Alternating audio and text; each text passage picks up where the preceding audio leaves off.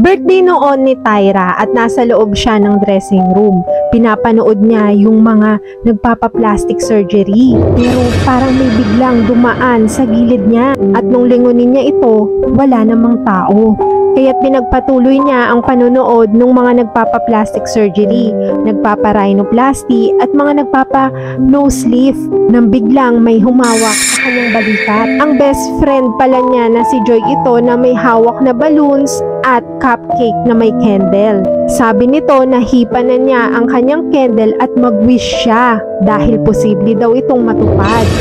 Kaya naman nung pagka-blow niya ng candle ay biglang nawala yung ilaw at nung bumalik ang liwanag ay nakakita siya ng mga kung ano-anong nakalagay sa mirror niya ng mga gross, monster, nasty.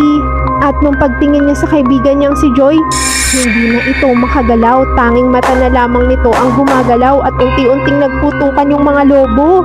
Natakot si Tyra pero pagtingin niya ulit sa salamin ay meron ng kamukha niya doon na para bang kinukontrol siya at nagsimula nga ito sa kanyang kamay. At yung kamay niya ay pilit na pinapupunta doon sa lotion. Kaya kahit na ayaw niya ay napasunod siya nito at nakakuha siya ng lotion na ipinahid sa kanyang mukha. Maraming lotion ang pinapapahid sa kanya ng babae doon sa salamin. At pagkatapos nito ay kinontrol siya na kumuha ng lipstick. Pilit itong pinipigilan ni Tyra pero hindi niya ito mapigilan. Pinapanood lamang siya ng kaibigan niyang si Joy. At ayan na nga, nagkalat na sa kanyang labi at mukha yung lipstick. At ang susunod naman ay mascara na ilalagay niya sa kanyang pilikmata. Nagkalat na ito dahil pinipigilan niya yung pagkontrol sa kanya. Pero wala pa ring magawa si Tyra kundi sundin yung babae sa salamin. At nung itakip nito yung kanyang mga kamay sa mukha, ay bigla na lamang siyang nagtaguhit.